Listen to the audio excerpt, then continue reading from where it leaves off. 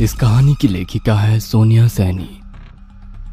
Doctor Thomas पिछले कई सालों से इस प्रोजेक्ट पर काम कर रहे थे। इस प्रोजेक्ट को तैयार करने के लिए उन्होंने अपनी जिंदगी के 5 साल लगा दिए थे। विक्टर एक आर्टिफिशियल इंटेलिजेंस से बना रोबोट था जिसका आविष्कार डॉक्टर थॉमस ने किया था।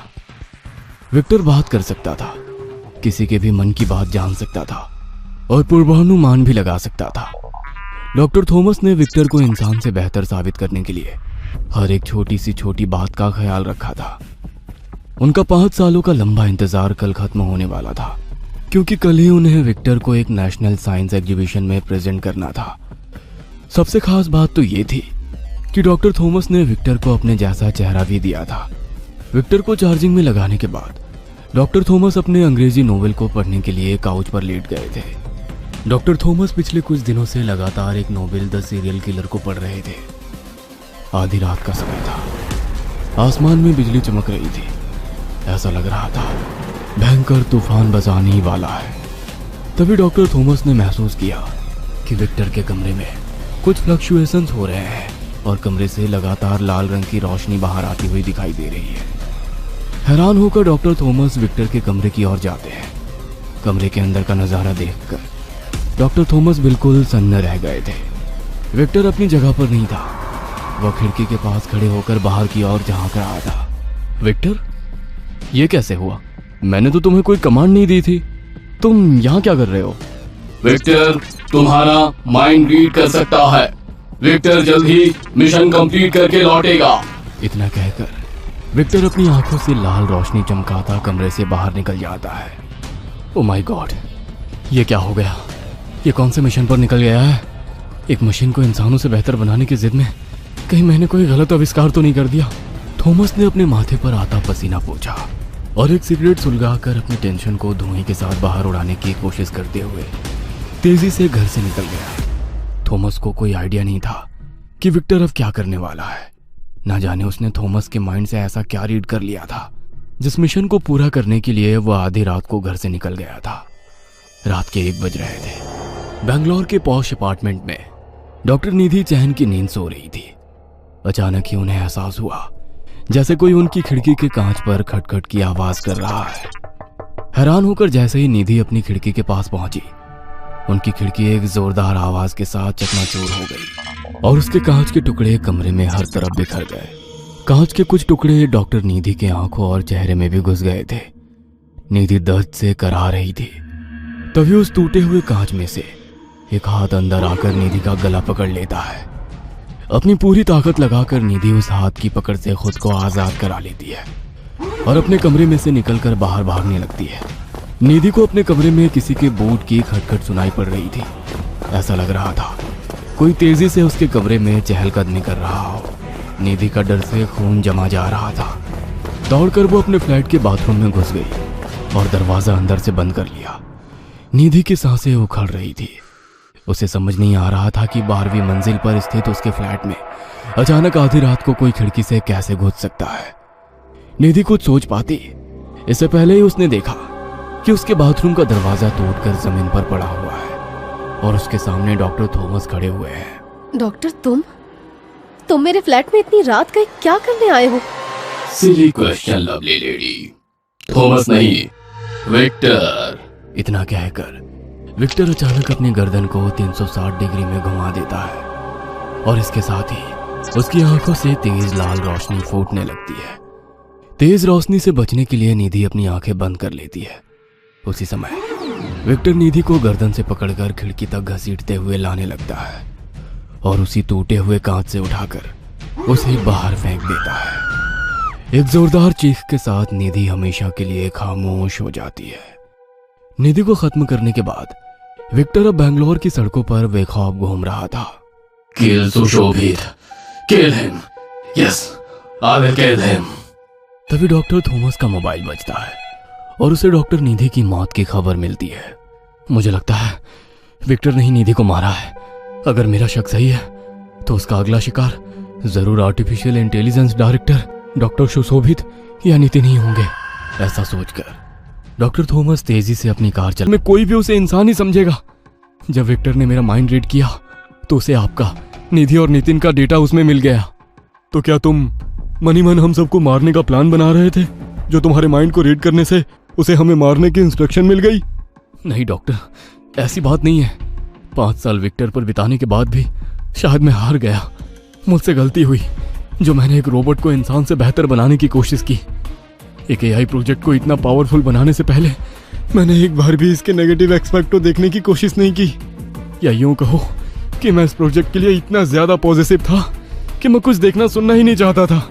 मैं पिछले कई दिनों से एक नोवेल पढ़ रहा हूँ जिसका नाम सीरियल किलर है। मेरे माइंड को रीड करते हुए विक्टर ने नोवेल की नेगेटिविटी और आप लोगों के डेटा को आपस में कंफ्यूज कर लिया और एक नई इंस्ट्रक्शन पर काम करने लगा। अब वो सीरियल किलर की तरह आप लोगों को ढूंढ ढूंढ कर मार रहा है। उसके इंटेलिजेंस में डेटा करप्ट हो गया है। उसे जल्दी ढूंढ कर डिसेबल करना होगा, नहीं तो वह इंसानियत का ही दुश्मन हो जाएगा। ये क्या कर दिया तुमने थॉमस? अब क्या होगा? अब हम क्या करेंगे? मुझे तो तुम बचाने आ गए, लेकिन नितिन और उसका क्या? इधर नितिन के घर की डोरबेल लगातार बजती ही जा रही थी। डोरबेल की आवाज सुनकर नितिन की नींद टूट जाती है। वो उठकर हॉल से बाहर झांक कर देखता है। सामने उसे डॉक्टर थॉमस खड़े दिखाई देते हैं। अरे थॉमस, इतनी रात को मेरे घर? सब ठीक तो है? Operation activated, eliminate Nitin. ये कैसी बहकी बातें कर रहे हो? मशीनों के साथ रह कर मशीनी लैंग्वेज सीख गए हो क्या? विक्टर की आंखों से लाल रोशनी निकलने लगती है और अगले ही पल वह नितिन का गला पकड़कर सीढ़ियों से छत की ओर ले जाने लगता है। थॉमस छोड़ो मुझे, मुझे बहुत दर्द हो रहा है थॉमस। नितिन चिल्लाता रहता है और विक्टर उसे एक बॉल की तरह छत से नीचे फेंक देता है। थॉमस और सुशोभित की गाड़ी तेजी से आगे बढ़ती जा रही थी। तभी अचानक ही सामने सड़क पर लगे पोल्स और उनसे जुड़ी तारों में स्पार्किंग होने लगती है और पोल तारों सहित एक एक करके नीचे गिरने लगते हैं। उन्हीं पोल्स में से एक पोल आकर उनकी गाड़ी के बोनट पर गिरता है। थॉमस गाड़ी को ब्रेक लगा देता है।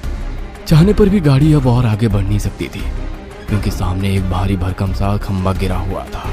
थॉमस और डॉक्टर सुशोभित तेजी से गाड़ी से बाहर आते हैं तो देखते हैं सामने अपनी आंखों से लाल रोशनी बरसाता हुआ विक्टर वहां खड़ा हुआ है। विक्टर को देखकर थॉमस और सुशोभित घबरा जाते हैं। तुम्हें मरना होगा। No Victor, please no. Thomas, ध्यान से सोचो, कुछ तो ऐसा होगा जिससे इसे रोका जा सके। Please think again. Yes doctor, मुझे याद आया, इसकी बैटरी थोड़ी प्रॉब्लम कर रही थी, इसलिए बाहर बाहर इसे चार्जिंग में लगाना पड़ रहा था। मैंने सोचा था एग्जीबिशन के बाद इसका बैटरी सेक्शन अपडेट कर दूंगा, लेकिन उससे पहले ही ये सब हो गया। तुम्हारे कहने का मतलब है कि कुछ ही देर में इसकी बैटरी खत्म होने वाली है? बिल्कुल सही कहा आपने, लेकिन जब तक इसकी बैटरी खत्म नहीं होती हमें कुछ करना होगा, कुछ ऐसा कि इसकी बैटरी ज्यादा यूज हो और ये जल्द से जल्द डिस्चार्ज हो सके। अगर हम यहाँ से इस समय भाग सके तो ये हमारे पीछे पीछे आएगा, जिसमें टाइम और बैटरी लगेगी और इसकी बैटरी डिस्चार्ज हो जाएगी। 1 मिनट, मेरे पास इसका मोबाइल एक्सेस भी है, शायद उससे मैं इसको डिसेबल कर सकता हूँ। थॉमस अपना मोबाइल निकाल रहा होता है, तभी विक्टर डॉक्टर सुशोभित का एक पैर पकड़कर उसे घसीटने लगता है। प्लीज मुझे बचाओ, मैं मरना नहीं चाहता, मुझे बचाओ। कांपते हाथों से थॉमस विक्टर का डिसेबल बटन प्रेस करते हैं और विक्टर अगले ही पल अपनी जगह पर रुक जाता है। Disable command, all operation stop. चलो यहाँ से, आज तो मैं बहाल बहाल बचा हूँ। इतना कहते हुए डॉक्टर तेजी से भागने लगता है। वो दोनों कुछ दूर तक चले होंगे कि उन्हें फिर से विक्टर के एक्टिवेट होने की आवाज सुनाई देने लगती है। थॉमस घबराकर पीछे देखता है। रोबोट ने अपने कपड़े उतार दिए थे और वो अपने बदन से लाल रोशनी बिखेरता वापस से उठकर खड़ा हुआ था। Auto mode activate, auto mode activate, kill them, kill all of them, kill. यह कैसे हो सकता है? विक्टर अपने आप ऑटो मोड में ऑन कैसे हो गया? सर, मुझे तो लगता है ये विक्टर इविल एआई मशीन बन गया है। भागिए यहाँ से, अब ये मुझे भी नहीं छोड़ेगा। वे दोनों अपनी जान बचाकर भागते हैं, लेकिन विक्टर की फुर्ती के कारण ज्यादा दूर तक जा नहीं पाते हैं। विक्टर उन दोनों पर अपने लोहे के हाथ से वार करता है, जिससे वे निठाल होकर नीचे गिर पड़ते हैं। इसके बाद विक्टर उन्हें घसीटते हुए पहाड़ी के किनारे की ओर ले जाने लगता है। नोवेल में सीरियल किलर सबको ऐसे ही ऊंचाई से धकेल कर मारता है, इसलिए ये हमें भी ऊंचाई से धक्का देने वाला है। थॉमस और सुशोभित उसकी पकड़ से छूटने के लिए छटपटा रहे थे, लेकिन उसके लोहे जैसे हाथों से छूट पाना उनके लिए संभव नहीं था। अचानक चलते हुए विक्टर की पकड़ ढीली पड़ने लगती है। इसकी बैटरी वीक हो गई है, कुछ ही देर में ये इनएक्टिव हो जाएगा। यही समय है डॉक्टर, जल्दी से इसके टुकड़े टुकड़े कर देते हैं और अलग अलग दिशाओं में फेंक देते हैं ताकि ये फिर कभी इंसानियत पर खतरा बनकर ना मंडराए। थॉमस और सुशोभित विक्टर की लो बैटरी का फायदा उठाकर जल्दी जल्दी रोबोट के पार्ट्स अलग अलग करके उन्हें अलग अलग दिशाओं में फेंक आते हैं और फिर विक्टर की भयानक यादों के साथ अपनी आगे की जिंदगी बिताने लगते हैं। ये कहानी आपको अच्छी लगी हो तो हमें सब्सक्राइब करें, हमारा इंस्टाग्राम और फेसबुक पेज जरूर फॉलो करें। अगर आपके पास ऐसी ही कोई कहानी हो तो हमें कमेंट बॉक्स में भेजें। हम कोशिश करेंगे कि अगली एनिमेटेड स्टोरी आपकी होगी।